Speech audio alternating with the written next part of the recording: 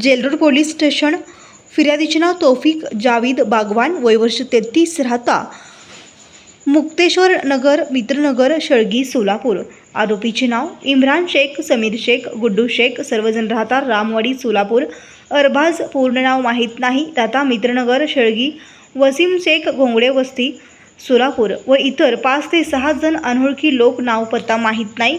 यात हकीकत अशी की वरील वेळी व ठिकाणी येथील वरील आरोपितांनी मिळून आरोपितांच्या व महबूब मखानदार यांच्यात झालेल्या भांडणात तू मध्यस्थी का केली म्हणून फिर्यादी शिवीगाळ करून खाली पाडून लाथाबुक्क्याने मारहाण केली व आरोपित क्रमांक 1 यांनी रिक्षामधून एक धारदार कोयता आणून फिर्यादीच्या उजव्या पायाच्या पंजावर मारून दुखापत केली आहे।